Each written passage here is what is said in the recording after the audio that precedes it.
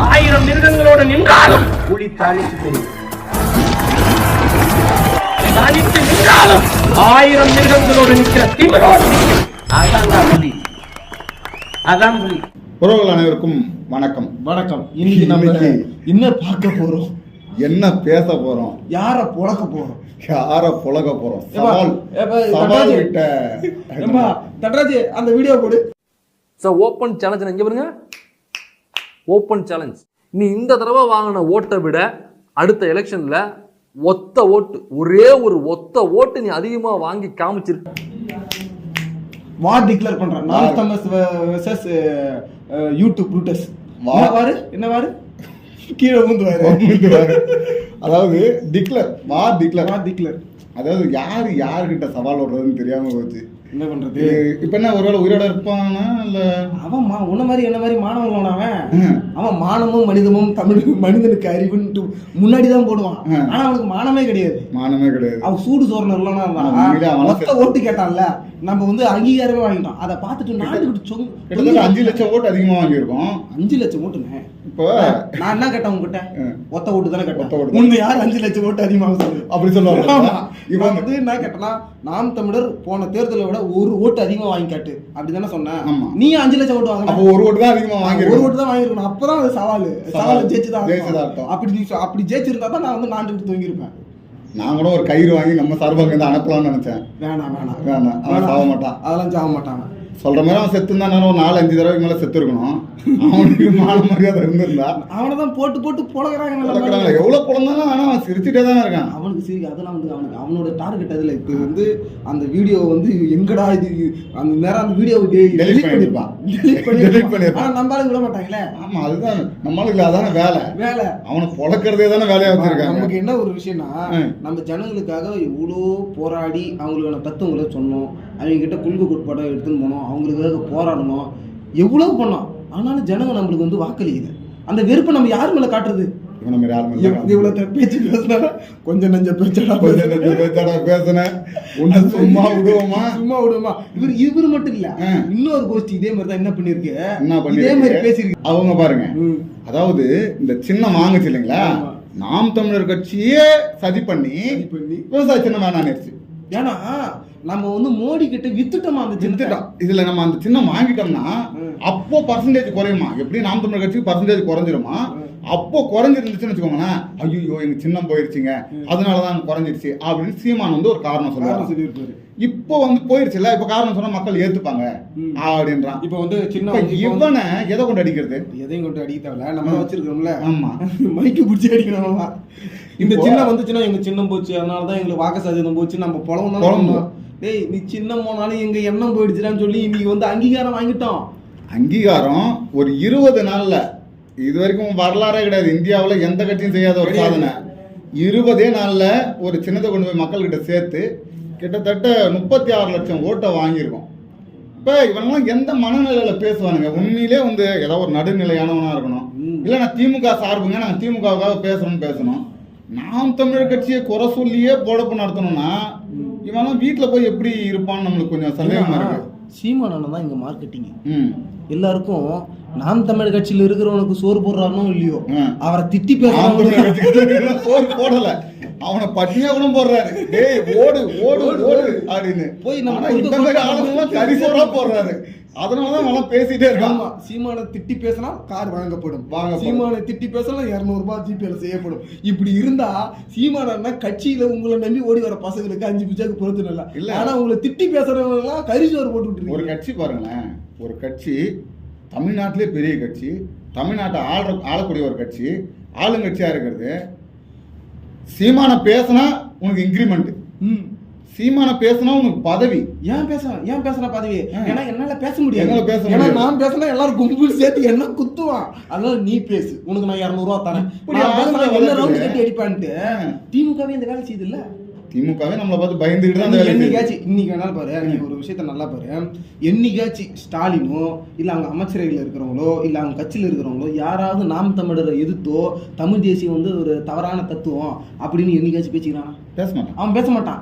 ஏன் பேச மாட்டான்? நீ நல்லா ஒரு வடிவேல் காமெடி உனக்கு நல்லா தெரியும். ஒரு சின்ன பையன் வந்து கிட்னி எடுக்கிறதுக்கு நீ தடிமாடி வாடான்னு கூப்பிடாம தெரியுமா? அவன் போக மாட்டான், கம்முன்னு உட்காந்துட்டு. ஏன் அவனுக்கு தெரியும் அவங்க ஏற்கனவே எடுத்திருக்காங்க. கிட்னி எடுத்து விட்டுறான்னு தெரியும். அந்த சித்தப்பா யார் தெரியுமா? நம்ம தான். திமுக வாடா கூட்டாங்க கம்முன்னு இருப்பான். ஏன்னா அவனுக்கு தெரியும் போனா கிட்னி உரி விடுவான், போனா வச்சுக்க கூடாது. போனா நம்ம தாத்தா காலத்து திமுக எடுத்து போட்டு நம்மள பொழப்பான்னு அவனுக்கு தெரியும். அதனாலதான் இந்த 200 ரூபாய் ஓபிகளை வச்சு நம்மள வந்து பேச அவன் பேசுறத விட்டுருங்க. இது கருத்து கணிப்பு. நான் அரசியல் விமர்சகர்னு சொல்லி ஒருத்தர் சரக்கு போட்டு பேசுவார்ல, சரக்கு சங்கர், அவர் என்ன பேசிக்கிறது தெரியுமா? அவரு பேசியிருக்காருங்க. அதாவது ஒரு சின்னதே மீட்க முடியல, நீங்க எல்லாம் பேசுறீங்க. என்ன அரசியல் பண்றீங்க? அவங்களுக்கு எப்படின்னா ஜெயிச்சிடக்கூடாது, அவங்களே ஜெயிச்சிடக்கூடாது, அதுக்கு அவங்களே வேலை பார்ப்பாங்க. அதாவது வந்து ஒரு ஜெயிக்கிறவங்க சும்மா டைம் பாஸ் கட்சி வளர்த்துக்கிறவங்க அவங்களாம். நீ உள்ள போனப்ப உனக்காக குரல் கொடுத்து உனக்காக போராடுற அளவுக்கு தயாரானது ஒரு கட்சி. யாரெல்லாம் எப்படி வந்து உடம்புல எங்க வெளிப்பட்டாலும் கண் அழுவுமோ, அதுல யாரெல்லாம் பாதிக்கப்பட்டாலும் அவனுக்கு ஒரு பாதுகாப்பு அரணாக குரலாக இருப்பது யாருன்னா நாம் தமிழர் கட்சி தான். நாம் தமிழர் கட்சி உள்ளத்துக்கு போட்டு கும்பிடும் போதும் நம்ம குரல் கொடுத்துட்டு நம்ம தான் குரல் கொடுத்தோம். அதுவும் இப்ப கேக்குறாங்க. சாட்டை துரைமுருகன் வந்து வன்மத்துல பேசுறாரு. நீ தண்ணியை போட்டு இஷ்டத்துக்கு பேசுவ, உனக்கு நாங்க விட்டு கொடுக்கணுமா? நீ எது பண்ணாலும் முட்டு கொடுக்கணும். அது ஒரு பெண் காவலர்களை நீ தரக்குறைவா பேசுவ, ரொம்ப கேவலமா வாய்க்கு வந்ததெல்லாம் பேசுவ. நீ யாரையாவது பேசிட்டு போ. சாட்டை துரைமுருகன் பேசினாரு. ஆமா, நீ எது பண்ணாலும் சிரிச்சுட்டே இருக்கிறதுக்கு நாங்க எங்க அண்ணனா? ஆமா, எது பண்ணாலும் நாங்க வந்து நாகரிகம் கருதி நாங்க வந்து எதுவும் பேச மாட்டோம். ஆமா, எல்லாம் அப்படி இருக்க மாட்டோம். எல்லாம் அப்படி இருக்க முடியாது தம்பிங்க. ஒவ்வொரு வார்த்தைக்கும் பதில் இருக்கு. நேரம் வரும்போது அடிப்போம். அதுக்கு பேர் வன்மம் கிடையாதுங்க.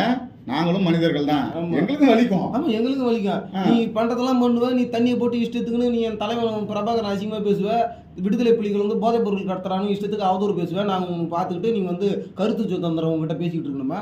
ஊடகவியலாளருக்கு நாங்கள் என்ன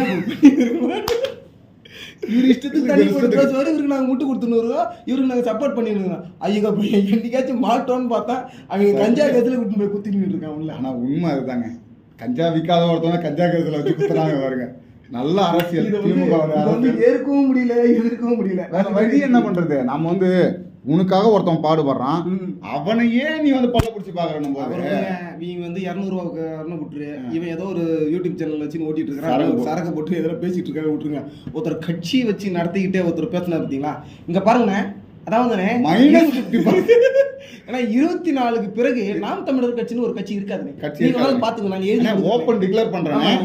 நான் என்ன சொல்றேன், நானு -30%, அதாவது நாங்க வாங்குற வாக்குல -30%, அவ்வளவு வேணாம், -50%. அதாவது பாஜக மட்டும் வாங்குது. நீங்க கூட்டணி கட்சி எல்லாம் விடுங்க, பாஜக மட்டும் வாங்குது இல்லையா? அந்த வாக்குல -50% கழிச்சு நீங்க வாங்கிட்டீங்கன்னா நான் கட்சி நடத்தலாம். அது எப்ப? தேர்தலுக்கு முன்னாடி. தேர்தல் முடிவுக்கு பின்னாடி என்ன தெரியுமா சொல்லியிருக்காரு? அண்ணே, நான் வந்து இந்த நேரத்தில் நாம் தமிழ் கட்சியை வெகுவா பாராட்டுவேன். வெகுவா? ஆமா. எவ்வளவு வெகுவா? ரொம்ப வெகுவா. ஏன்னா எவ்வளவு வாக்குறாங்க. ஏன்னா உண்மையா நேர்மையா ஓட்டுக்கு காசு கொடுக்காம நின்று இருக்காங்க, அவங்கள நான் பாராட்டினேன்.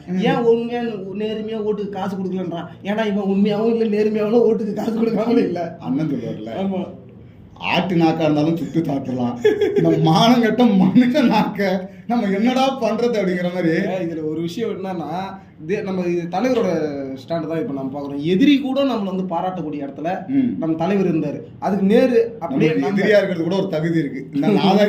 எதிரின்னு சொன்னோம்னா இதெல்லாம் கேட்கும்போது ரொம்ப நல்லா இருக்குல்ல. நல்லா இருக்கு. அன்னைக்கு திட்டின வேண்டாம், இவரு தானே இவரு அப்புறம் மாதிரி அவர் அயோக்கியம் இல்லைன்னு பேசணும். இன்னைக்கு அவரை மாதிரி யோக்கியம் இல்லைங்க, அப்படி கிடையாது அப்படின்னு பேசுறேன்ல. தம்பிங்க பலமா அடிப்பாங்கன்னு அவருக்கு தெரியும்.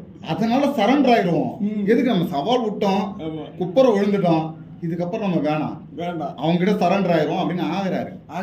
அதனால நாங்க என்ன சொல்றோம்னா, நாம் தமிழர் கட்சி மேல உங்களுக்கு வன்மம் இருந்ததுன்னா, அது உண்மையிலே நாம் தமிழர் கட்சி தவறான பாதையில போகுதுன்ற ஒரு கோபம் ஆதங்கம் இருந்ததுன்னா அந்த ஆதங்கத்தை வெளிப்படுத்துங்க.